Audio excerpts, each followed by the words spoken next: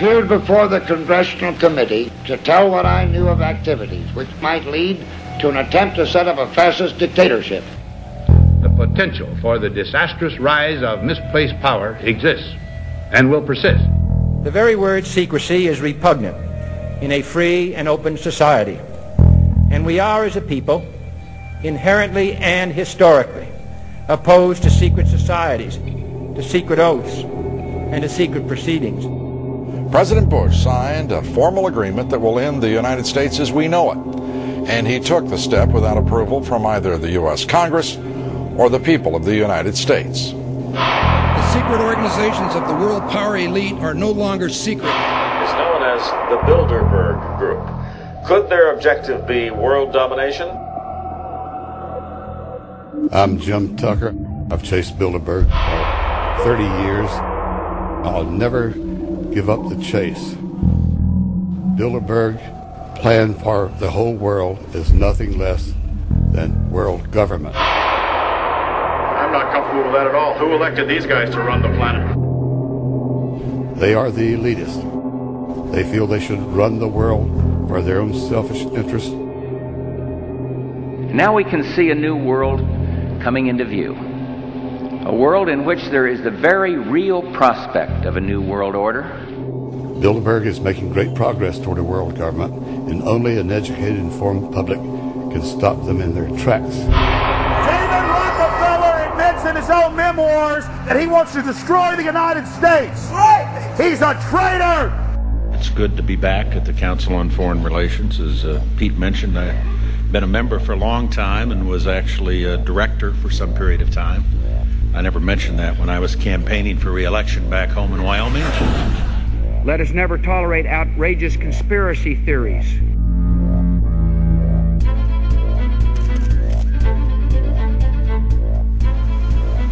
I need you to move off the property, please. Some shots were fired.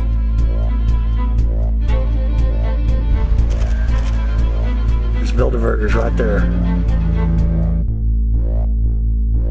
The Trans-Texas Corridor is a vital part because we stop it here in Texas. We stop the New World Order right here in Texas. This thing started here. And to save this country, we kill this damn thing here.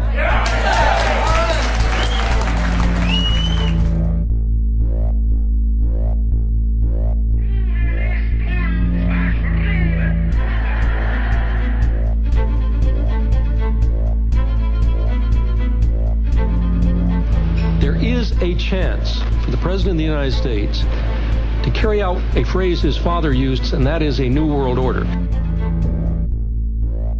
Your new world order will fall. Humanity will defeat you. The answer to 1984 is 1776.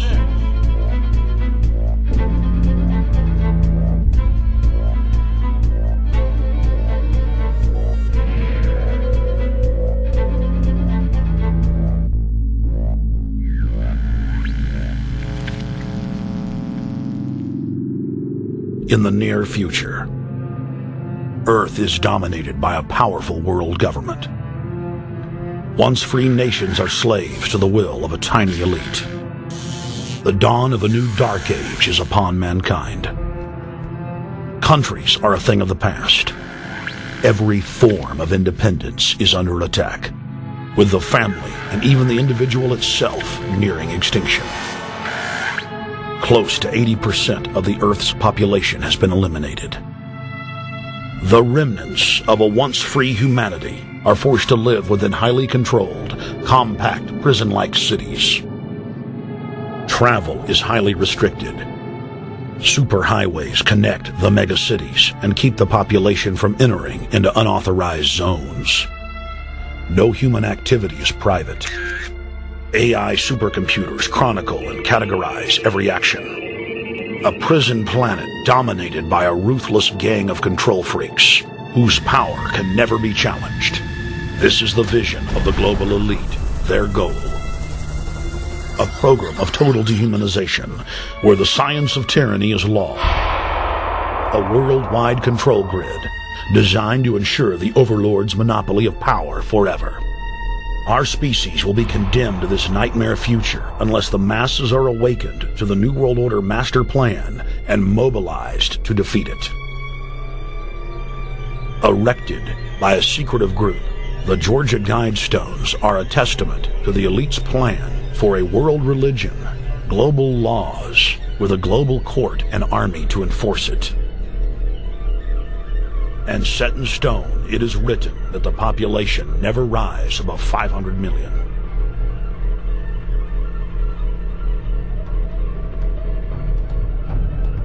In this film, you will learn how our world is truly governed. You will see how highly secretive roundtable groups interlock to form a global intelligence network. This group has been steering planetary affairs for hundreds of years. Now, in the final stage, they prepare for open world government. A goal tyrants throughout history have lusted after. Dr. Michael Kaufman is a published ecologist specializing in ecosystem research, forest ecology, and ecosystem classification. Dr. Kaufman played a key role in blocking the ratification of the Convention on Biological Diversity in the U.S. Senate. The concept of a new world order has been around for centuries. It's been receiving tremendous play over the last half of the 20th century. George Bush, the first senior president, George Bush, used it a lot in his speeches and really implies that he really wants to see a order in which we have a universal or a global type of governance in which every human being on planet Earth is ultimately responsible to policies that are being formulated at the international level. It is a big idea, a new world order.